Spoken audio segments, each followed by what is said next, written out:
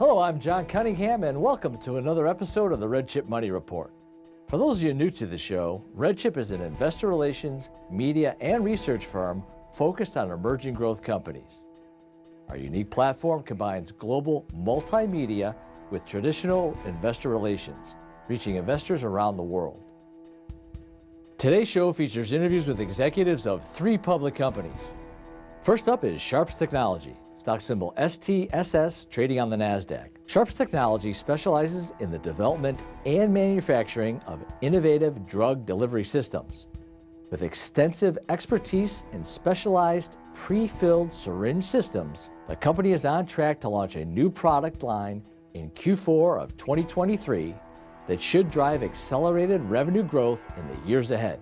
We'll learn more about this transformational technology when we speak with the CEO later in the show. Up next is Reviva Pharmaceuticals, stock symbol RVPH on the NASDAQ.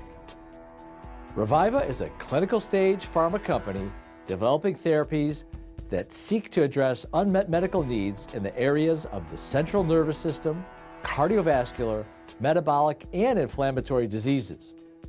The company has a phase 3 study in acute schizophrenia patients underway, and the FDA has granted orphan designation for Reviva's drug candidate for the treatment of heart disease. We'll learn more when we speak with the CEO later in the show. Next up, American Resources Corporation, stock symbol AREC on the NASDAQ. American Resources is a next-generation supplier of raw materials to the new infrastructure market.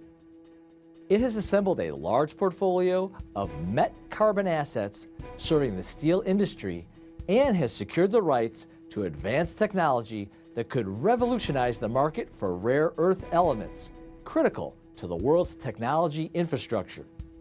Learn more later in the show. Now, before we get to our first interview, our quote of the week. It comes from the book, Small Stocks, Big Money. You can be happy with the companies you own, but you may not be happy with their stock performance. If you know what you're investing in and you're patient, you'll have a day when the market recognizes the value, but that may not be today or tomorrow. This quote comes from Byron Roth, CEO of Roth Capital, featured in Chapter 7 of Small Stocks, Big Money. This is a book of exclusive interviews with some of the biggest players in the microcap space. Get a digital copy on Amazon today for just $18. Now let's get started with our first interview today with Sharps Technology. Hello everyone. Today we have exciting news from Robert Hayes, CEO of Sharps Technology, trading on the NASDAQ under the ticker symbol STSS. Robert, great to have you with us. No, thanks Craig for having me. Now Robert, you do have some very exciting news that we're going to get to in just a moment, but before we get there, for viewers completely new to the story, please give us an introduction to Sharps Technology. Yeah, so Sharps Technology is a specialized drug delivery technology company where we focus on innovative solutions, primarily in the syringe space, disposable smart safety syringe technology, and then also pre-fillable syringes for the healthcare and pharmaceutical market. All right, Robert, now on to the news. You are prepared now to announce a new expanded relationship with Reviva Pharmaceuticals. Give us the exciting details. Yeah, so an exciting event for us. We've been working with Bill and Lou Kennedy at Reviva Pharmaceuticals for the past year or so, and we worked our relationship forward to the point where we're ready to announce that we have entered into an asset purchase agreement for the InjectEZ syringe operation there in Columbia, South Carolina. And with that, it'll carry a 10-year supply agreement for Sharps to be able to supply syringes to Reviva Pharmaceuticals for more than 10 years. And so this 10-year supply agreement will actually be worth more than $400 million to Sharps over the 10-year period. Now, Robert, will you explain to us what products Sharps will be making and when do you expect to start supplying them? Sure. So the InjectEZ facility is designed to produce specialized copolymer prefillable syringes in ISO nested tub formats for the healthcare industry. So the facility was actually originally set up to produce a range of sizes from 5 ml to 50 ml. And those will be the products that we'll be supplying to Nephron beginning in Q1 of 2024. But with the work that we've done through the co-manufacturing agreement up to this point, we've identified opportunities to expand the production capacity and include production for other sizes, including 0.5 ml and 1 ml, specifically for large and branded pharma. Now, Robert, you're going to be selling a lot more syringes in the coming years, of course. One question a lot of investors are going to have is, what are the margins that we can expect on those syringes? Sure. So the facility is currently set up to produce somewhere between 45 and 50 million units a year. The facility is easily expandable up to about 90 million units by 2027. And so when you look at that range of products and the different types of customers that we'll support and the different types of contracts and volume commitments that we'll have, you'll have a range of margins for those products. But at a high level, you can expect ranges somewhere in the 40% to 70% range on average for most of those products. Robert, this is a true milestone for Sharps Technology. Congratulations, and thanks for sharing the news with us today. No, thanks, Craig. And we're really fortunate to have the partner in Nephron Pharmaceuticals and Bill and Lou Kennedy. So this is going to be a great project for both of us going forward. Now, to get more information on Sharps Technology, visit STSSinfo.com. You'll see research reports, fact sheets, presentations, and the latest videos. It's all free. You can even subscribe to email alerts to stay on top of the latest news. You can also call 1-800-REDCHIP to speak to a specialist if you have any questions. We also have a free weekly newsletter you can subscribe to at redchip.com, featuring emerging growth companies like Sharps Technology. Now let's move on to our next interview today with Reviva Pharmaceuticals. Hello, today we have the great pleasure of interviewing Dr. Lax Bhat, the CEO, founder, and president of Reviva Pharmaceuticals. Dr. Bhat, great to have you here. Thanks for having me here. Dr. Bhat, Reviva recently announced the completion of enrollment for its phase 3 trial in schizophrenia. What can you tell us about this trial? So we are developing brilaroxazine for the treatment of schizophrenia. We believe the brilaroxazine can address significant unmet need in the current standard of care. We are expecting the top-line data next month in October. So we completed phase 3 study, the enrollment of 410 patients. That is around double the patient population compared to previously completed phase 2 study. So in the phase 2 study, the brilaroxazine demonstrated robust efficacy for major symptom domains and also has shown a very clean side effect profile. We believe in the phase 3 study, the drug will either give the similar or even better results compared to what we already generated. So that's our expectation from the phase 3 data readout. Dr. Bhat, that is just amazing news. And again, for our viewers, let's just go over a little bit. Robust data with the brilaroxazine in phase 2. I want to just go a little bit deeper. I know you mentioned it just a second ago, but let's go a little bit more deeply into the significance of these results in the phase 3 trial and what we could expect. In the phase 2 study, the brilaroxazine has demonstrated robust efficacy for all the major symptom domains of schizophrenia. And then besides that, the safety profile was excellent. So we believe, based on the data in hand, in the phase 3 study, our data will be in the similar what we generated already in the phase 2 or even better. Especially for the safety, this is a major concern in the current treatments, available treatments.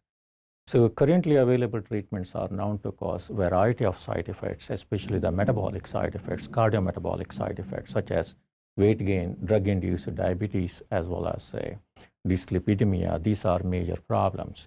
So phase 2 data, it was very encouraging. So besides this drug-induced side effects, there is another aspect of side effects that's called drug-drug interaction.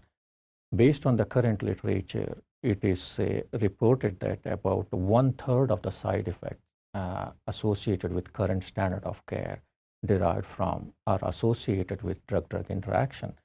So based on a recent report, over 76% patients, they take more than 5 medications besides schizophrenia medications. This is a very serious concern in the treatment of schizophrenia.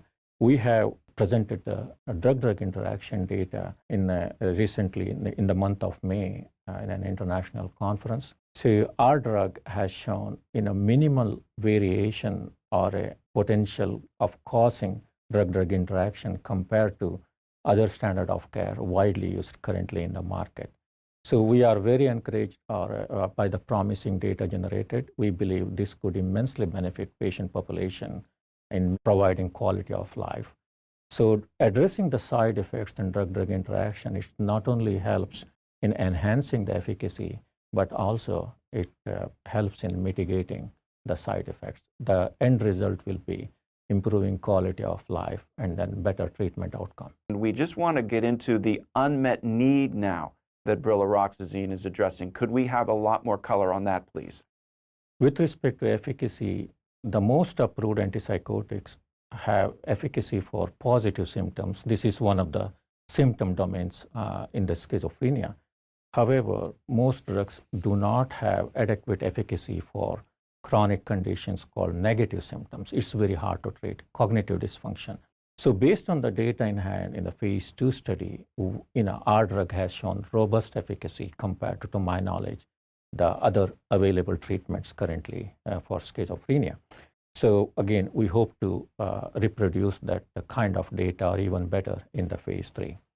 Then with respect to side effects, again, most approved antipsychotics are known to cause a variety of side effects at varying degrees, especially the weight gain is a major concern that lead to diabetes, as well as a metabolic disease, diabetes and dyslipidemia, and then obesity. In many patients in the long-term treatment, they are kind of lifelong, they have to live with this, drug-induced diseases or side effects. So our drug has shown very clean profile. That's very encouraging. And then, as I mentioned, drug-drug interaction, this is also a major concern in the treatment of schizophrenia. So our drug has shown, compared to other widely used blockbuster drugs such as Abilify, lurasidone, or Seroquel, these are all widely used antipsychotics currently in the market. They are known to have a drug-drug interaction with certain drugs. Our drug has shown so far very clean profile in the similar trial in the drug-drug interaction that we recently presented in an international conference. So overall, this looks very promising for us, but this could be a next generation drug to treat schizophrenia with a clean side effect profile with improved efficacy. Let's turn now to the market opportunities for brilaroxazine. Give us some color there, please.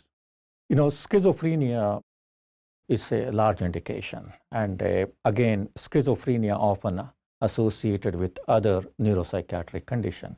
Currently in the market, there are 13 new drugs got approved over a period of 40 years. Out of that, 6 to 7 drugs became blockbuster drugs within a little over 1 year of introduction to the market. So one thing is very trend if you look at these blockbuster drugs. Besides the PANSS score reduction, PANSS is a scale used for assessing the positive and negative symptoms efficacy. So besides the total PANSS score reduction, that is for an approval criteria, on the primary endpoint, those drugs also showed efficacy on the secondary endpoint for negative symptoms. Again, efficacy, the magnitude of efficacy can vary, varies from drug to drug, but one thing is common, significant efficacy for negative symptom. And then those drugs also got approved for additional neuropsychiatric conditions such as major depressive disorder and then bipolar. Our drug has shown good efficacy for the negative symptoms as well in the secondary endpoint. We believe, based on the profile of this drug, we can readily develop beyond schizophrenia to additional indications. For example, the schizophrenia current market is around $8 billion, and then it is expected by 2028 over $10 billion. And then major depressive disorder is again a huge market, over 20 billion market.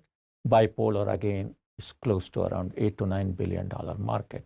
Neuropsychiatric conditions again with a total addressable market size of around 40 billion. So based on the profile of our drug, if the phase 3 data readout is positive, it's not very far. In the next month we will have. So we are very optimistic about the market outlook for our product. Dr. Bhatt, you have laid out a compelling and exciting story. Can you wrap it up into an essential value proposition in just a few words? Why should an investor take an interest in Reviva Pharmaceuticals right now? We have a significant readout in next month in October that has the potential to be transformative for the company. If the results are positive in this large phase 3 study in schizophrenia, it paves the way for an FDA submission with the drug available to patients as early as 2026. Following that, Reviva plans to expand its effort to develop brilaroxazine to help millions of people with mental health and inflammatory conditions because of the shared biology between neuropsychiatric and inflammatory diseases. So based on this, we believe this would benefit millions of people who suffer from mental health as well as inflammatory conditions. So the additional indication include in the neuropsychiatric conditions, bipolar, major depressive disorder, and then ADHD. Inflammatory conditions, again, is a large indications with huge unmet need, skin disease, psoriasis, as well as lung diseases, pulmonary arterial hypertension, and then pulmonary fibrosis. So this, we would like to initiate the neuropsychiatric conditions sometime later this year or early next year. So with other conditions next year in 2024. Dr. Bhatt, it is a true honor and pleasure to see you again. Thank you for coming down to Florida to see us. And most of all, congratulations on getting your drug this far, and best wishes for the future. Thank you. Thanks for having me. Thank you. Now to get more information on Reviva Pharmaceuticals, visit rvphinfo.com. You'll see research reports, fact sheets, presentations, and the latest videos. It's all free. You can even subscribe to email alerts to stay on top of the latest news. You can also call 1-800-REDCHIP to speak to a specialist if you have any questions. We also have a free weekly newsletter you can subscribe to at redchip.com featuring emerging growth companies like Reviva. In addition to our newsletter, you can also order your copy of Small Stocks, Big Money. This is a book written by RedChip CEO featuring interviews with some of the biggest players in the microcap space. Order your copy at Amazon.com today for just $18. Now let's move on to our next interview today with American Resources Corp. Hi, today we have Mark Jensen, CEO of American Resources. Mark, thanks for being with us today. Thanks, Greg. Thanks for having me on. American Resources is a next-generation supplier of high-quality raw materials to the new infrastructure market. Mark, let's start with an overview of your expanding operations. Yeah, American Resources is a company we started in 2015. We have 3 divisions. The American Carbon Division, which is our mining division for the steel industry. We have ReElement Technologies, which is our refining platform, where we can refine end-of-life batteries or lithium ores back to battery-grade materials, as well as end-of-life magnets for the rare earth elements. We're one of the few producers in the U.S. that's operating today at commercial scale, as well as our American Metals business line, where we recycle ferrous metals, as well as shred battery materials and magnet materials for pre-processing for ReElement. Let's turn to your business model, Mark. How does American Resources make money? Yeah, so today we make money from mining and selling the carbon for the steel industry, but starting in the second quarter and going into the third quarter, we'll be rapidly expanding our production of battery-grade materials, producing lithium at a 99.9% purity or higher, as well as magnet material that we recycle from end-of-life magnets and motors for the wind industry, as well as for the OEM, the auto industry, to produce those rare earth elements that we'll be selling back to our customers. So we'll be rapidly scaling, which will be the predominant revenue stream in the future. Mark, your ReElement Technologies division is establishing itself as a world leader in innovative critical mineral refining technology. Talk to us about the critical and rare earth elements you are refining and the massive market opportunity this division is addressing. Absolutely. ReElement is a really unique company, a company that we built from the ground up utilizing innovative technology. So what we do within ReElement Technologies is we displace what is done in China today using harsh chemicals and a toxic process. We instead use a process called chromatographic separation, which we have taken from all the way from pilot scale or lab scale all the way up to commercial scale to refine both battery materials as well as magnet materials for the electrified economy. Think anything that goes into the wind turbines, to the batteries, to energy storage. And what we've done is we've developed this technology in an innovative way to compete not only on the environmental footprint, but also on cost.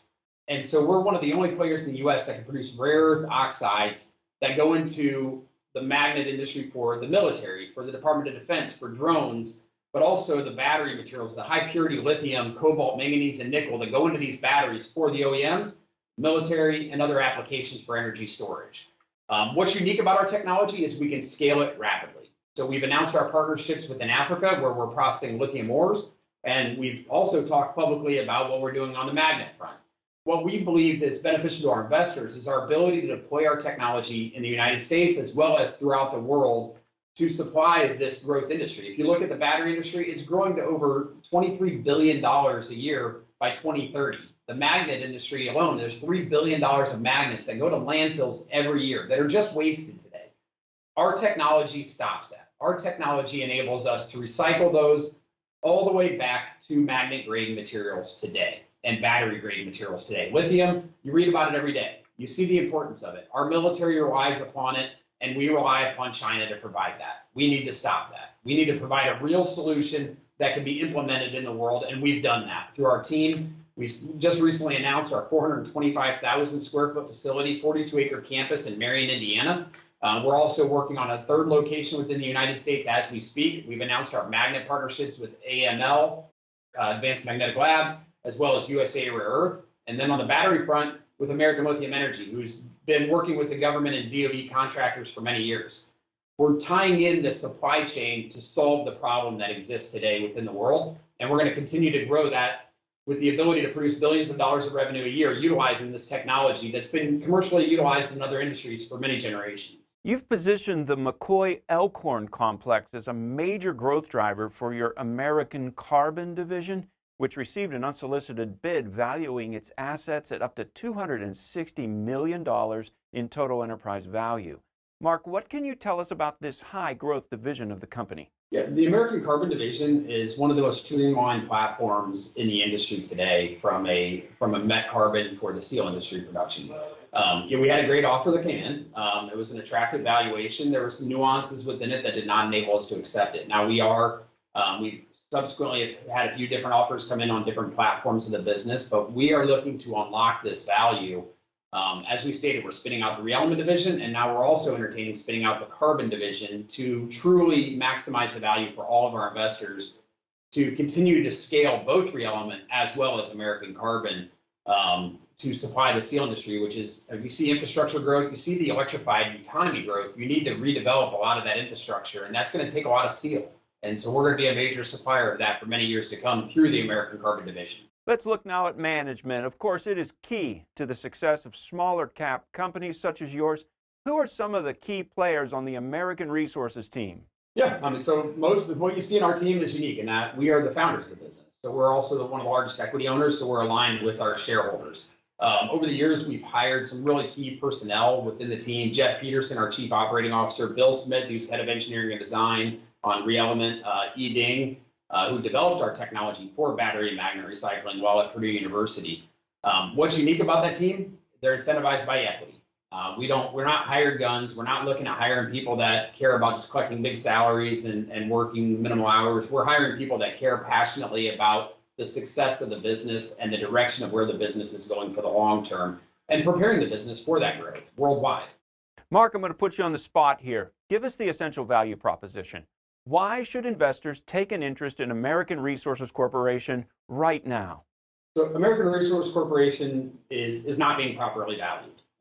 We believe that the ReElement division being spun out will create a significant value driver for investors. So if you're invested in American Resources today, you will receive shares in ReElement post its spin out, which will happen in the near term. We're working with a large, one of the top investment banks in the country, if not the world, that is helping advise us on that process and helping us get through that process. But ultimately, that value proposition and the strategic committee that we established is to unlock that value in the near term for all of our investors. And not only will you get the benefit of the American carbon growth, but you'll be an owner of the new company, ReElement Technologies, which is totally disrupting the electrified economy, the battery and magnet economy, as we are commercially scaling. We've innovated. We displaced what's done in China, not only here in the US, but also in Africa and also other locations that we're partnering with. And our investors will benefit from that growth. We're tackling a demand in the industry that is massive. And there's a huge runway for success in the battery and magnet industry. And we're one of the few players that have been able to take a technology all the way from lab scale to bench scale to pilot scale, now to commercial scale. That is a very strong story, Mark. Thank you for telling it to us, and thanks for being with us. Absolutely. Thanks for having me on. Now, to get more information on American Resources Corp, visit arecinfo.com. You'll see research reports, fact sheets, presentations, and the latest videos. It's all free. You can even subscribe to email alerts to stay on top of the latest news. You can also call 1-800-REDCHIP to speak to a specialist if you have any questions. In closing, remember, while small caps can provide significant gains, you must be prepared for the downside. Small cap stocks are among the most volatile asset class. Some of the companies featured on this show are RedChip client companies, and we may own stock in these companies. So please always read our disclosures at redchip.com. Thanks for being with us today. We'll see you next week with some new exciting emerging growth companies.